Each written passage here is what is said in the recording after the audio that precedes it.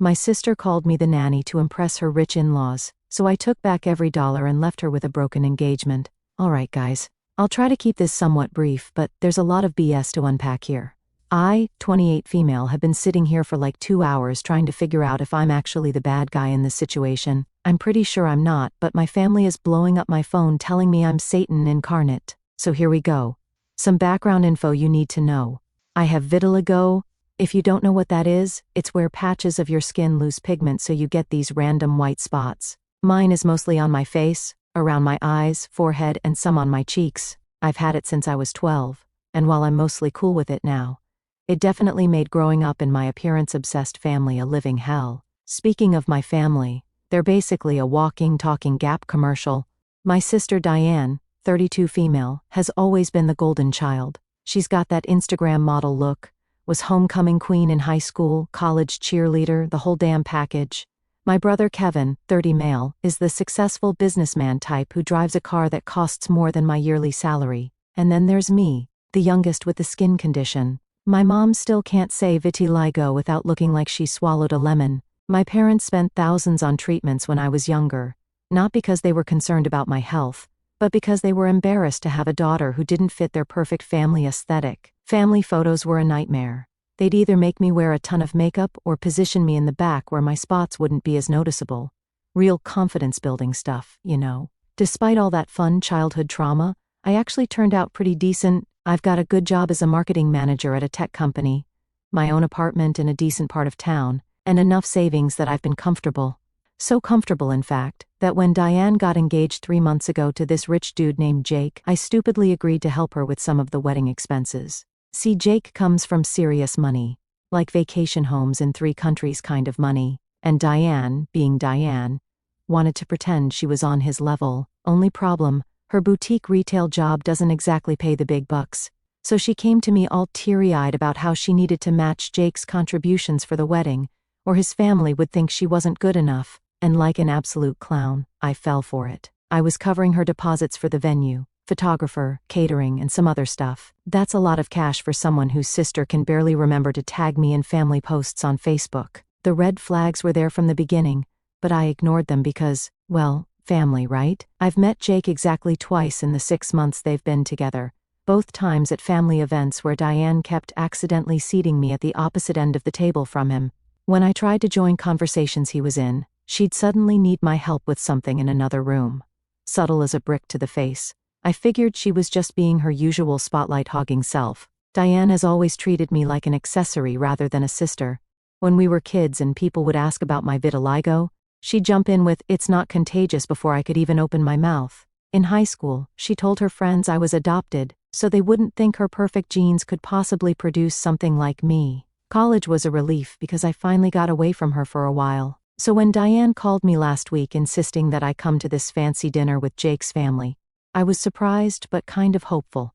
Like maybe she was finally going to acknowledge all the help I'd been giving her with the wedding, maybe introduce me properly to my future brother-in-law's family.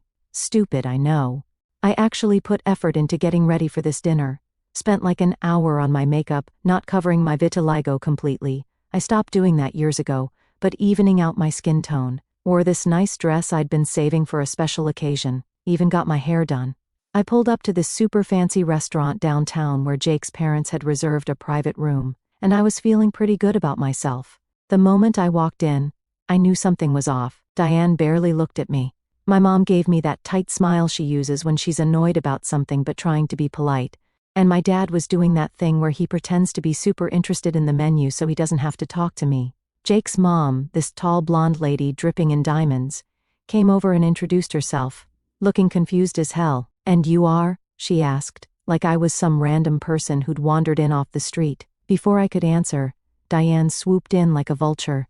"This is Tara. She helps out with Kevin's kids. She's like our family nanny." I literally stopped breathing for a second. Did my sister just tell these people I was the nanny? While I'm standing right there? While I'm dressed in a $200 dress that's clearly not nanny attire?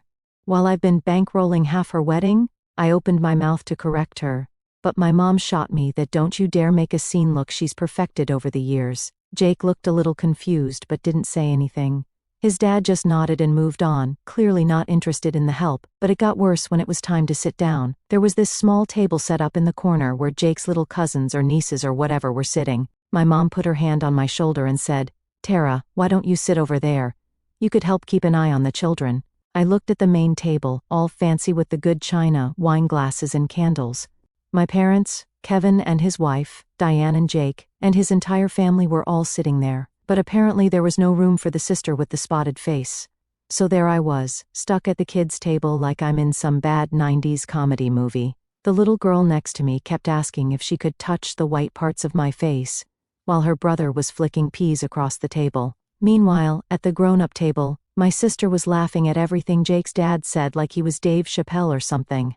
I tried to keep it cool. I swear I did. I've had 16 years of practice hiding my feelings about how my family treats me. But then this waiter comes by and asks if the children's nanny wants the kids' menu or the adult meal. That's when I realized Diane hadn't just told Jake's parents I was the nanny. She'd told the entire restaurant staff. I mumbled something about the adult meal and tried not to make eye contact with anyone. The little girl next to me, I think her name was Emma or Emily or something, kept saying, "Why is the nanny eating with us? Nannies are supposed to eat after we go to bed." Great parenting, Jake's family, really top-notch stuff. I was pushing salmon around my plate, trying to decide if I should just bail or stick it out, when Jake's mom called over to me. "So Tara, how long have you been working for Diane's family?" The table got quiet enough that several people at the main table looked over, including Jake, who seemed genuinely curious about the answer. Apparently, my sister hadn't bothered to flesh out her nanny backstory very well. That was it. The final straw on the camel's back that was already carrying the weight of 15 grand in wedding deposits and a lifetime of being treated like the family embarrassment. I stood up, grabbed my purse, and walked over to the main table. Diane's face went white as a sheet when she saw me coming. My dad started doing that nervous throat-clearing thing he does when he's about to witness a train wreck. "Actually," I said, making sure I was loud enough for everyone to hear, "I'm not the nanny. I'm Diane's younger sister." Jake blinked in confusion. His mom's mouth dropped open slightly. My mom was giving me her death stare, which I've been immune to since about age 6.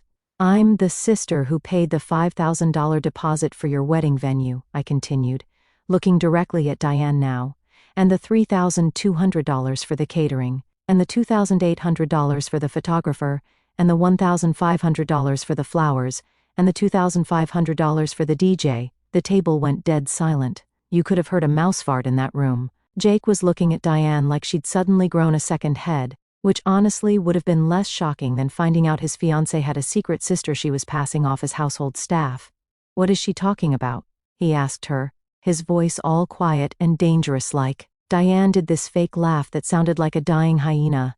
"Tara, stop making things awkward. This isn't the time for jokes." "Oh, I'm not joking," I said, pulling out my phone and opening my banking app. "Would you like to see the transfers? $15,520 so far, to be exact. Quite expensive for a nanny's salary, don't you think?" Jake's dad, who looked like an older, more serious version of Jake, cleared his throat. "I'm confused. You told us your parents were helping with the wedding costs." My mom jumped in, trying to salvage whatever was left of this disaster. "Tara, please don't ruin this evening. We can discuss this at home." "Discuss what?" I was on a roll now and honestly didn't give a crap anymore. How you're all perfectly fine with Diane being ashamed of me. How she'd rather pretend I'm the help than admit she has a sister with vitiligo. How I'm good enough to foot the bill but not good enough to sit at the same table. I turned to Jake, who looked completely shell-shocked. "Did you know Diane had a sister? Or did she tell you her family was just perfect like her?" The look on his face told me everything I needed to know. He had no freaking clue I existed. This dude was about to marry my sister, and she hadn't even mentioned she had another sister. That's when it really hit me how far Diane had gone to erase me from her life. "Wait," Jake said, turning to Diane. "You told me you only had one sibling. You said it was just you and Kevin." Diane was doing that thing where she tries to cry but no actual tears come out. "It's complicated, babe. I was going to tell you but what?" Jake pressed. "But you didn't want me to know your sister has vitiligo? Is that seriously what this is about?" My dad stood up, trying to take control of the situation like he always does. "Perhaps we should continue this discussion in private." "Jake, Mr. and Mrs. Reynolds, I apologize for the confusion." Jake's mom was looking at me like I was some kind of science experiment. "So, you're not the nanny?" You're actually Diane's sister, full sister, same parents, grew up in the same house?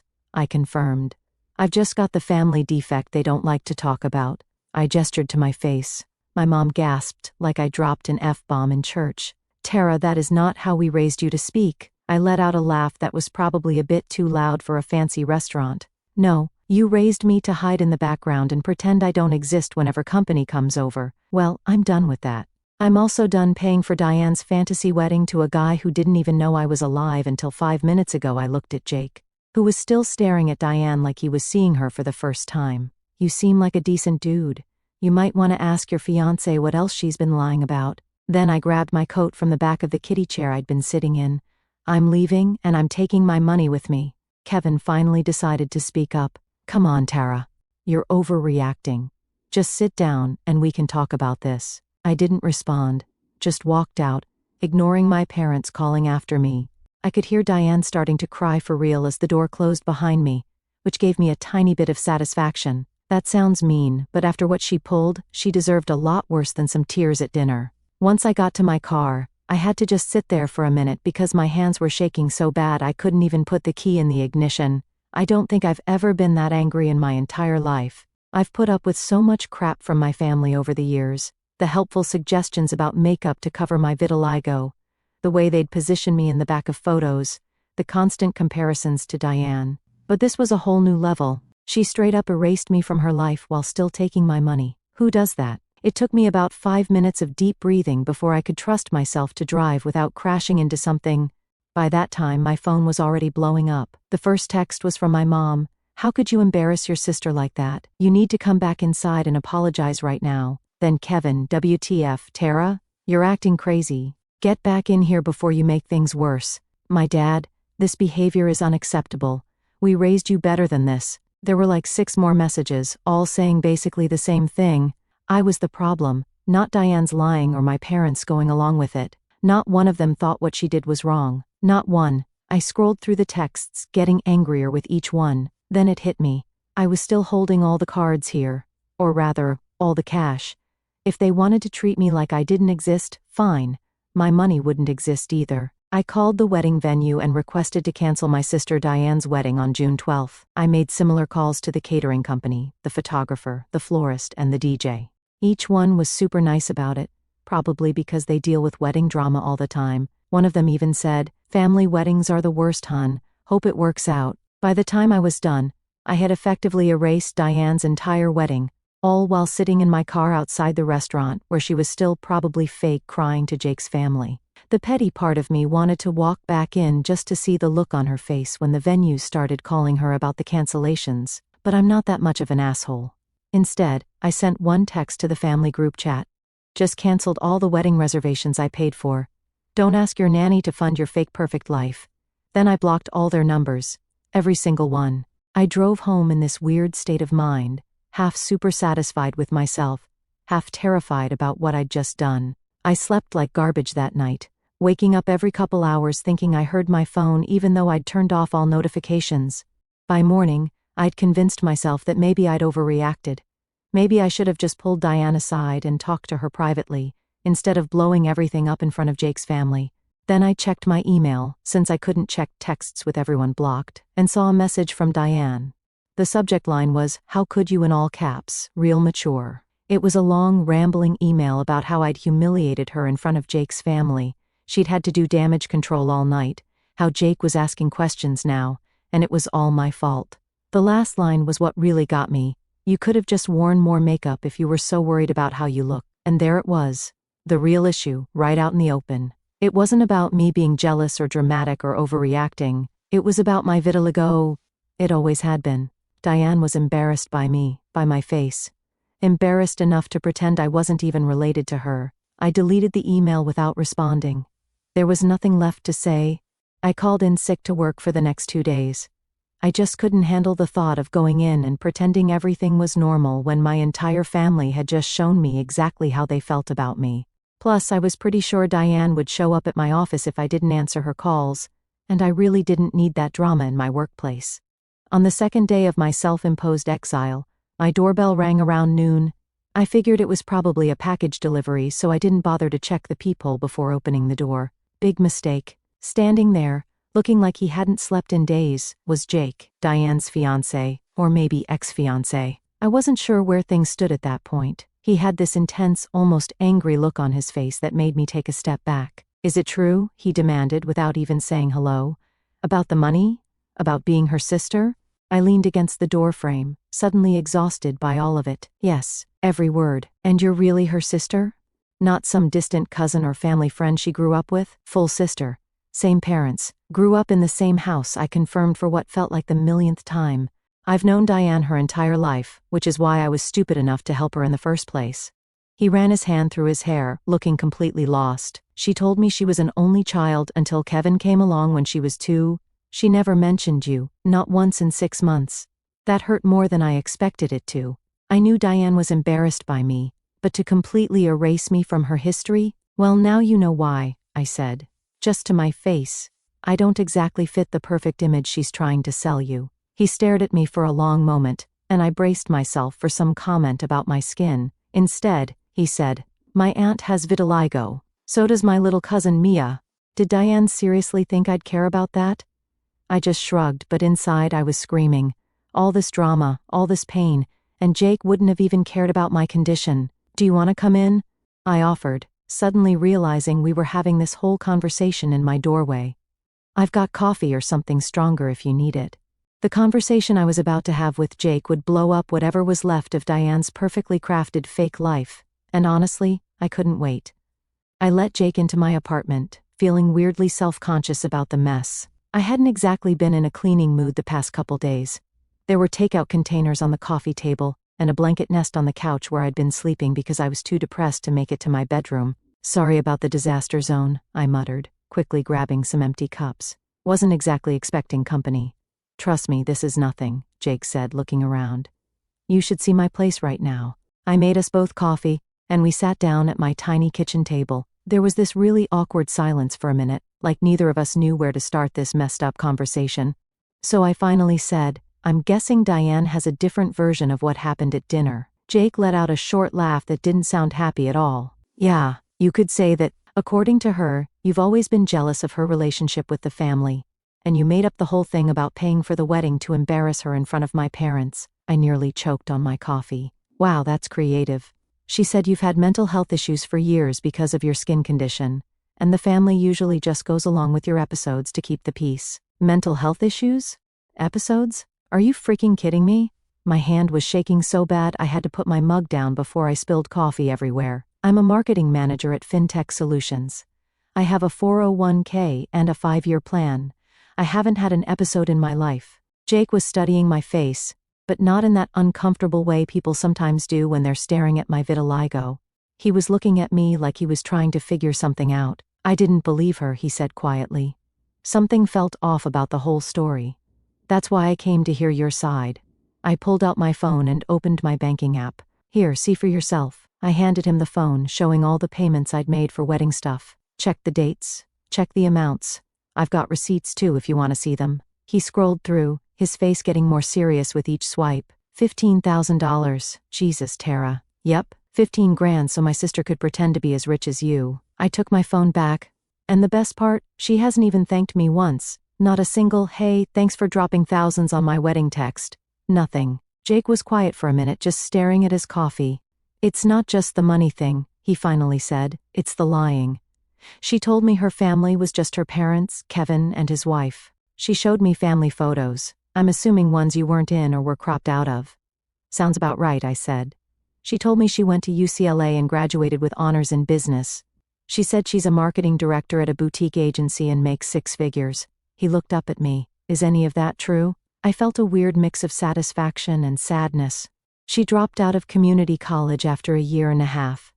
She works part-time at a clothing boutique at the mall. The only marketing she does is posting their stuff on Instagram. Jake put his head in his hands. What else? What else has she been lying about? So I told him. Not because I wanted to destroy my sister's relationship. Okay, maybe a little bit because of that. But mostly because this poor guy deserved to know what he was getting into. I told him how Diane had always been the golden child. How my parents had enabled her lying and manipulating from day one. How she'd been living way beyond her means since she met him to keep up the illusion. She told my parents you guys met through mutual friends in the industry, I said. Is that true? Jake shook his head. We met on a dating app. She said she was tired of dating guys who weren't ambitious enough for her. I couldn't help but laugh at that. Classic Diane. She's never held a job for more than 8 months, but everyone else isn't ambitious enough. We talked for over an hour. It was weird how easy it was to talk to Jake, considering the circumstances. He seemed like a genuinely good guy, smart, funny, actually listened when I was talking, the complete opposite of the rich douche I'd pictured Diane landing. Jake nodded, then looked down at his now empty coffee mug. I need to break up with Diane, he said quietly. I can't marry someone who's lied about basically everything, including her own sister. I felt a weird pang of guilt. Look, I didn't tell you all this to break you guys up. Yes, you did, he interrupted, but he was almost smiling. And I'm glad you did. Better to find out now than after we're married. He stood up. Thank you for being honest with me. I'm sorry about all of this. You deserved better from your family. After he left, I had this weird mix of emotions, but mostly I just felt tired. So freaking tired of all the family drama and the lies and the constant reminders that I wasn't good enough. But for the first time in my life, I didn't care what they thought. I'd spent 28 years trying to be good enough for a family that was never going to accept me. Maybe it was time to stop trying. I was about to turn in for the night when my phone dinged with an email notification. It was from Jake. Just wanted to let you know I talked to Diane. It's over. She's telling everyone it's because of you, but that's not the whole truth. I couldn't stay with someone who lies so easily and treats their own sister like that. Take care of yourself, Tara. I stared at the message for a long time, not sure how to feel. I'd gotten what I wanted. Diane had finally faced consequences for her actions. So why didn't I feel better?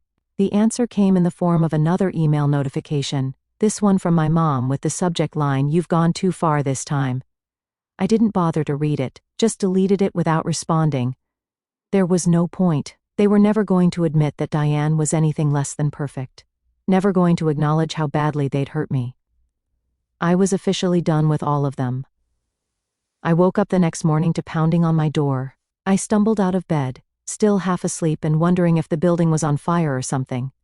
When I checked the peephole, I saw my mom standing there, looking like she was ready to murder someone. That someone being me, obviously. I thought about pretending I wasn't home, but she'd definitely seen the lights go on when I got up. So I took a deep breath and opened the door, but just a crack with the chain still on. I'm not stupid. What do you want? I asked. We need to talk, she said. Let me in. No, I replied. Say whatever you need to say through the door. She looked shocked. I've never really stood up to her like that before. Don't be ridiculous, Tara. I'm not having this conversation in the hallway, then I guess we're not having it at all. I started to close the door, but she stuck her foot in the gap. Your sister is devastated, she hissed. Jake broke off the engagement because of your lies. How could you do this to your own family? I let out a laugh that probably sounded a little unhinged. My lies? Are you serious right now? Diane told people I was the nanny. She completely erased me from her life while taking thousands of dollars of my money. My mom had the audacity to roll her eyes. She panicked. She didn't know how to explain your condition to Jake's family. She was embarrassed. It was a mistake. A mistake? I was practically shouting now. Telling people your sister is the help and making her sit at the kids' table while she's paying for your wedding is not a mistake. It's deliberate cruelty. My mom just shook her head like I was being dramatic. You've always been so sensitive about your skin. Diane was just trying to avoid an awkward conversation. That's when I completely lost it. Get out, I said quietly. Excuse me? Get out of my hallway now. My voice was shaking. I'm done being the family secret. I'm done being treated like I should be grateful you acknowledge me at all. I'm done with all of you. She looked genuinely surprised. I don't think she'd expected me to fight back. You can't just cut us off, Tara. We're your family. Watch me, I said, and slammed the door in her face. She kept knocking for another 5 minutes, alternating between angry demands and weird attempts at guilt-tripping me. I put in headphones and cranked up my music until she finally gave up and left. I thought that would be the end of it, at least for a while. Boy, was I wrong. Over the next few days, Kevin showed up at my favorite coffee shop, the one I go to every Saturday morning, with his wife and kids, clearly hoping to accidentally run into me. I spotted them through the window and kept walking. But Diane? She took it to a whole new level. She started posting these cryptic, passive-aggressive quotes on social media, stuff like, "Some people will stab you and then blame you for bleeding." She didn't tag me, but all her friends started leaving supportive comments about how she deserved better, and some people are just toxic. The worst was when she showed up at my apartment building and convinced my elderly neighbor that she was bringing me medication I desperately needed. Thank God my neighbor called me before letting her in. But the stress was getting to me. I started taking different routes to work, checking my rearview mirror for familiar cars, keeping my blinds closed at all times. It sounds paranoid, but if you had my family, you'd understand. A week into the chaos, Jake showed up again, unannounced, looking furious. "I think Diane actually believes this wedding is still happening," he said, pacing my living room. He explained that he'd gotten a call from a high-end venue confirming his final guest count for the wedding. Except he hadn't booked anything. Diane had. Turns out she had reserved a brand new venue and put the deposit down under Jake's name, assuming he wouldn't cancel. When the planner mentioned the upcoming payments, nearly $20,000 for catering, decor, and a designer dress fitting, Jake realized she had gone behind his back. "She must have thought I'd just go along with it," he said, shaking his head. "Like I wouldn't notice a whole-ass wedding being planned without my consent." He immediately called the venue and canceled everything. But he wasn't done yet. "She used my name on the contracts. If payments go through, legally I'd be responsible." "That's fraud, Tara." I hesitated, knowing she'd blame me, but he shut it down. "I don't care what she thinks. She needs to face consequences for once in her life."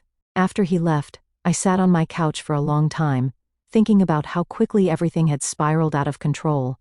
All because I'd refused to play along with being the family embarrassment one more time. I opened my inbox to find an email from Diane's friend Melissa, with the subject line, "Thought you should see this."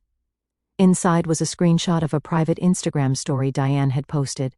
It was a picture of me from years ago, before I'd come to terms with my vitiligo, when I was still trying desperately to cover it up with makeup. I looked miserable. The caption read, "When your mentally unstable sister ruins your life because she's jealous of your happiness.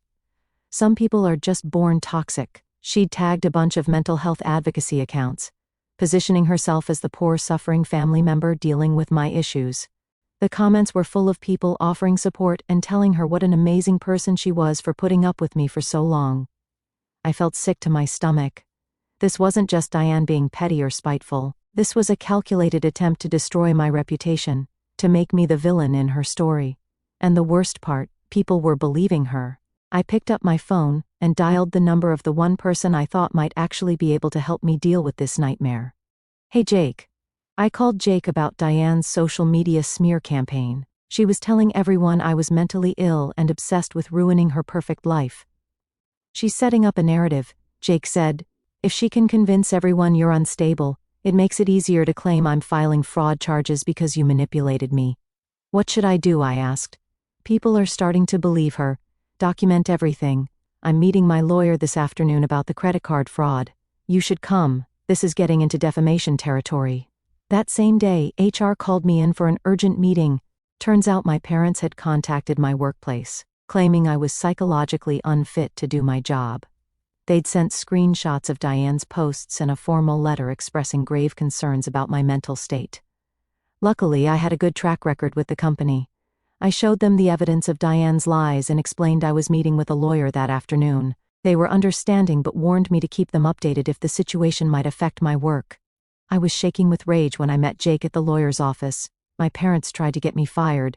Jake's lawyer reviewed my evidence and sent cease and desist letters to Diane and my parents, while Jake moved forward with the credit card fraud charges. That evening, as I processed everything, I got a text from Jake's cousin Lisa saying she was on my side. Before I could reply, my phone rang. Kevin. He warned me about Diane's escalating behavior and the lengths my parents were going to in order to sabotage me.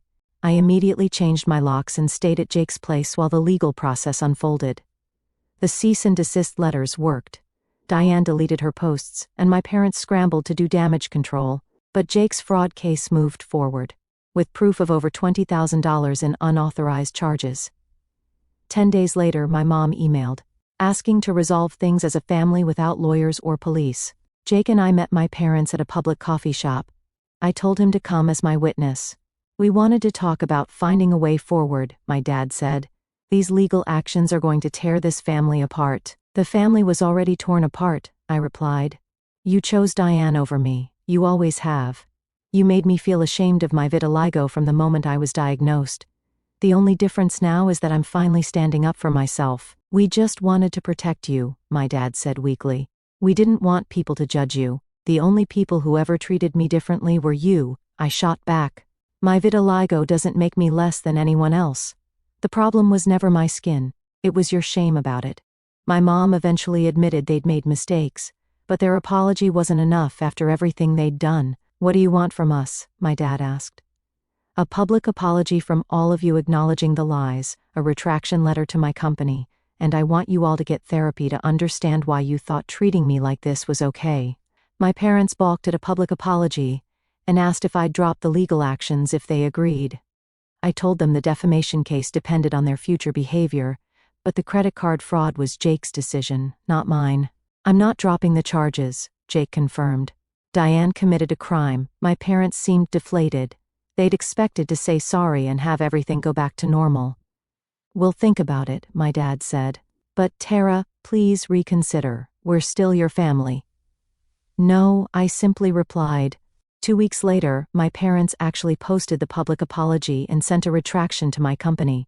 Diane took a plea deal on the fraud charges that included probation, restitution, and mandatory therapy. She never apologized directly, but did post a statement saying she'd misrepresented certain facts about me. Kevin and I are slowly rebuilding some kind of relationship. He's making an effort to understand how his silence enabled my parents and Diane's behavior. And you know what? Jake and I started dating. What began as him being my ally evolved into something more. His cousin Lisa and I are friends now too. It's nice having someone who understands what it's like to live with vitiligo.